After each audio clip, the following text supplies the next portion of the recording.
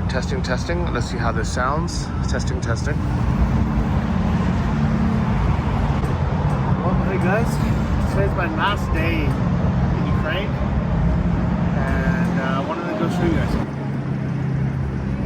I've seen plenty on the news, even in the sky from far away. I've seen them after they've been shot down or exploded, so I've seen like fragments of it. But I've never actually seen a full-size Shahed in real life. And on my last day, I figured, let's go see what's been terrorizing our skies. Now, Russia's launched a deadly wave of missile and drone attacks across Ukraine, causing casualties and blackouts. Swarms of Iranian-made Shahed drones lighting up the night sky. Explosions rocked multiple regions, including Kyiv, Dnipro, Kharkiv, Sumy, and Poltava. Because I might be one of the last ones to actually be able to touch one. Unlike Russian children this holiday season, where I heard the hot new toy are these little model Shaheds that they can build, put a little firecracker at the end of it, and actually throw it. We're like, oh yeah, screw these Ukrainian Nazis that we hear about in school.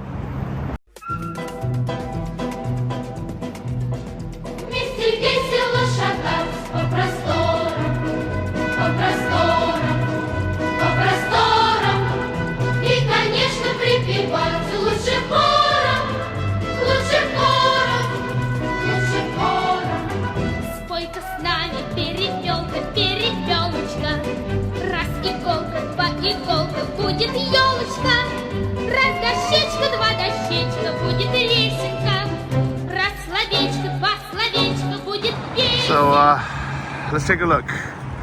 What Iran supplied Russia and what they're using to terrorize this beautiful country. By the way, I'm not gonna film it because it's a military thing, but right behind me at Maidan, this video won't come out for a few days or maybe a week, so I'm not going to worry too much if I get something in the background. But there is a whole convoy of people. So, and that's where, like, you know, President Zelensky and other high-level people give talks, in front of Maidan. So I think they're actually setting up for that, or maybe he's even there right now. I don't want to like zoom in on my camera and show you because it's op spec, it's dangerous, and it's also illegal. So I'm not gonna do that. But I am gonna show you this Shahed that's on exhibit here up the hill. I will say we are super lucky with the weather today. It's like actually sunny. It's been freezing and rainy all the last like week or two. And just happened today, to be a nice, beautiful sunny day. And I thought, you know what? Let's go for a walk somewhere. Let's go enjoy, one of the last days of fall before winter really sets in. And my last day here, my last full day here.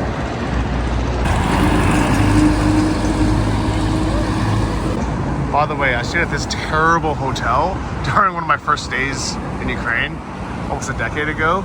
I do not recommend staying in any of these.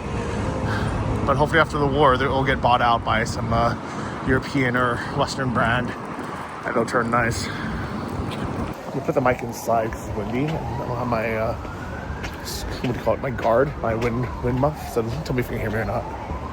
It is impressive that these new restaurants are being built even during the war. New McDonald's actually just opened, but like this is a really nice place, but it's empty. Maybe it's just the time of the day, but yeah, it's kind of crazy.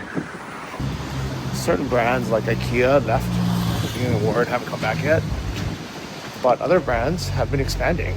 McDonald's just opened a new location right by the zoo. So it's definitely, some people do believe that Russia is going to be defeated and Ukraine is going to have their independence again soon. Or maybe McDonald's is actually just raking in the money right now because some of the other brands left. People still need to eat. And McDonald's is a great sign of freedom. America, they left Russia. Thank you for that. So yeah, I will say this, guys. To be honest, been kind of depressed the last couple of weeks. I think it's the weather change. When it gets dark, especially because we've had blackouts a lot this last few weeks. And when you're sitting in the dark, in the cold, and there's Russian Shahed drones flying over your head, it sucks, man. A lot of my friends have left the country.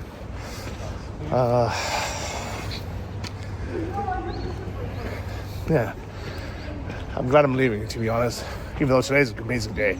If it was like this every day for the next, for the whole winter, I'd be happy to stay here. But it's getting dark at like 4:30 p.m. now. It's like really crazy, and it's cold. And when there's no power, you're just kind of laying around. You're just like, why am I here?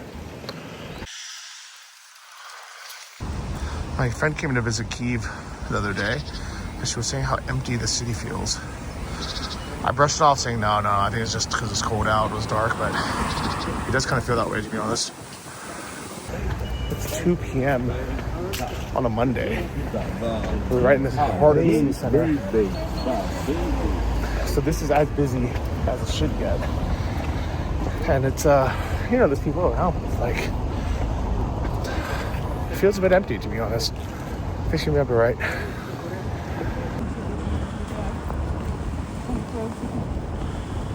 There's definitely some people here, just not as much as normal.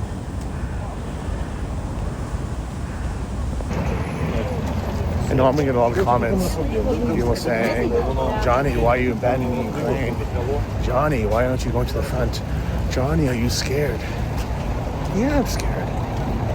When you have bombs flying over your head at night, hitting the coffee shop that you're sitting at that morning, when you see like little kids like they're going to the hospital because some shrapnel gets hit from some Russian kamikaze glide bomb, it's terrible, man. Like it's like not good for your mental health at all.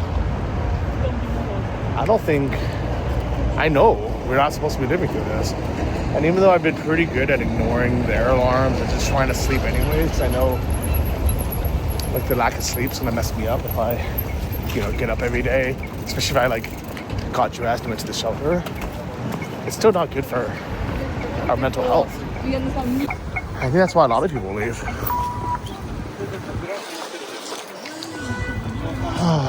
Well, guys, bad news. I don't see the Shahed here. They rearranged this. This wasn't facing this direction before, but I don't see the Shahed.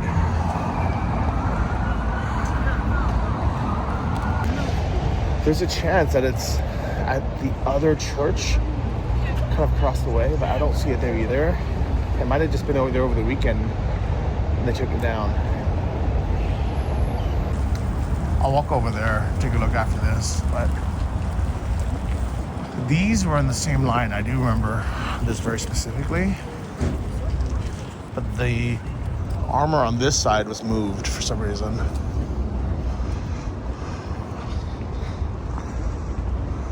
I don't even know how they move this stuff, to be honest.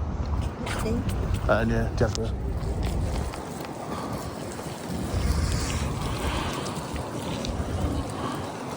Oh, here it is. The sun was right in me, so I couldn't see it.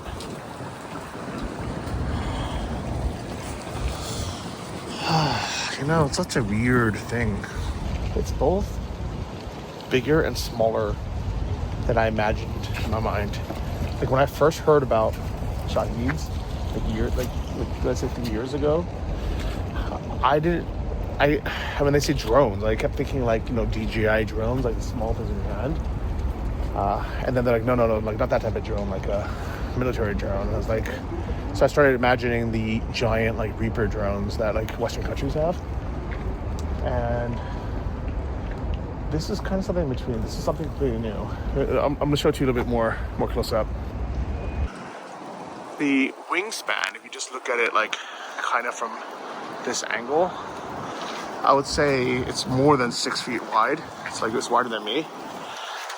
It has this little tiny motor on it that looks like it's almost something to power like a big lawnmower with. Maybe that's why it sounds the way it does. I don't know if I should be touching this, but It's some kind of molded plastic. It's a pretty simple design. It almost looks like something like you would fold out of a paper airplane as a kid. Just like this very standard design. This is based off the Russian Shahed, but Russia started making them their own and they renamed it the Godon 2.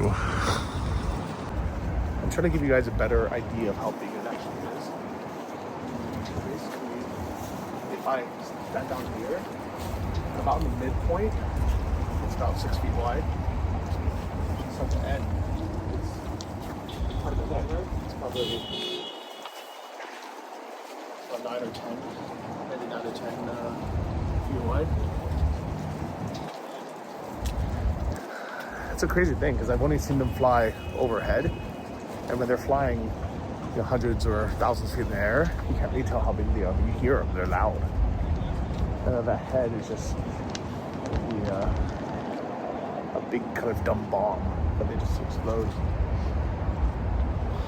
I remember when these first came out, I thought we need to have a solution for this, we're fucked, because at first Russia was reporting that they were buying them for like $30,000 from Iran, and it was costing us, or Ukraine, hundreds of thousands, if not $1 million to shoot one down with the type of system they had.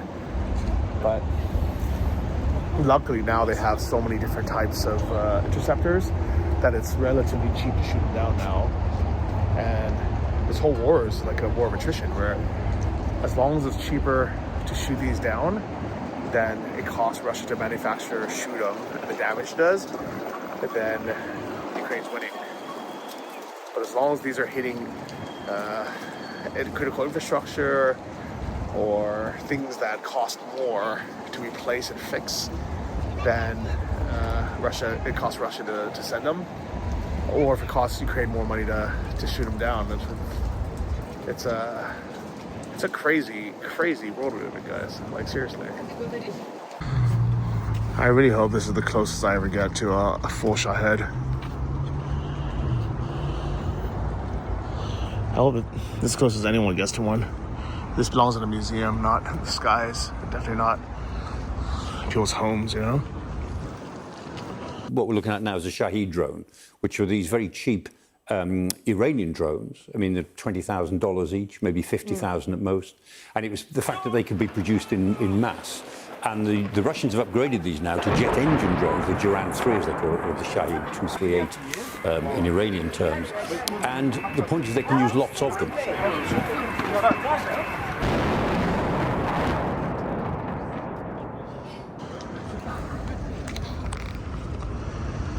Same as all these things.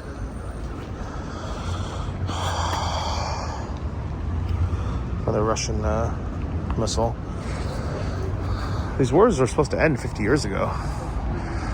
Now China's talking about restarting them.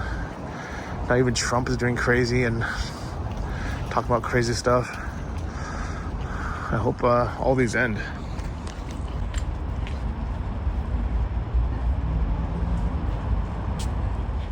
Well, guys, the only good news is there's solid hope that Russia's going to have to end this war pretty soon. And I actually really genuinely believe it. Fun fact is I actually have been traveling with a Ukrainian flag to every country I've been to since the war started, just in case the war ends or Putin dies or something happens during that time. And also on the anniversary of the invasion, February 24th every year, I hang it from my balcony.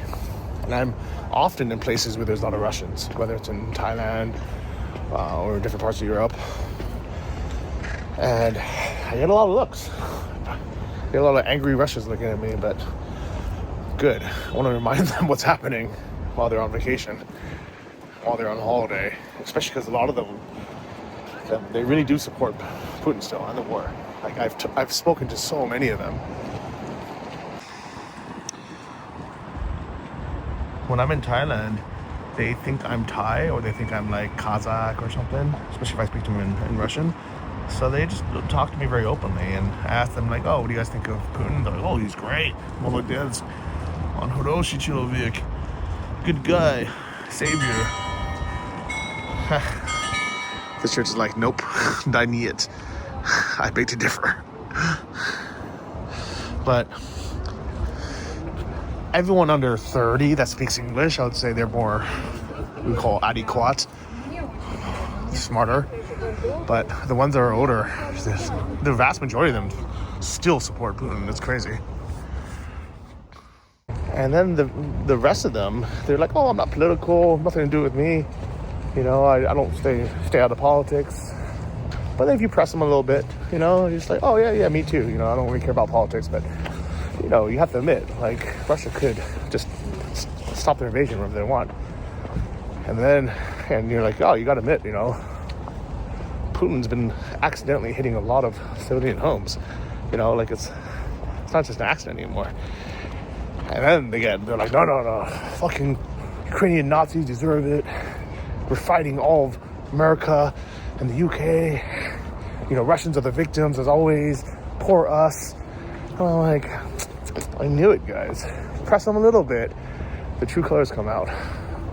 By the way, if you wonder why this kind of Soviet-built monstrosity looks like it kind of just doesn't belong in this area, during the USSR, they tried to knock down this entire street, and they wanted to make this whole thing like a courtyard. So that was only supposed to be half of it. Luckily, they left it that way. Luckily, they didn't finish. And I hope they never will.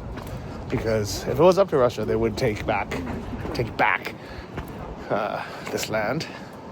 Just like how it was up to the Mongolians, we would take back all of Asia or all of Europe, including Moscow. But we're not doing that because we're not fucking insane murderers anymore. And what really pisses me off is when they pretend they're so holy and they care so much about God and Christ and everything. Russians hate God, they hate religion. That's why they banned it during the USSR. And now they only allow it because it helps control people, helps control, I don't want to say people who are easily believe in other things, but it's kind of a sad fact. I'm not going to stand here and say I know who, you know, what the real religion is, or who real God is, or if it's right or wrong, or if, you know, Catholicism is the one true religion, or Christianity, or the Muslim, you know, or whatever. Like, that's not what I'm trying to argue. I'm trying to argue that Russia does not give a fuck. Like, their priests are literally ex-KGB agents, and they do it to control the population. And sadly, because of that control, even here, they tried using it at least. I've actually been to these like KGB Russian Orthodox churches, and I'm like, dude, these places are shady as fuck. These people are just reporting everything back to Moscow. By the way, this is called the funicular. It's like a tram that goes to and from my neighborhood. I don't know why I never take it, actually. But today's such a beautiful day. I feel like I should kind of walk in the park anyways.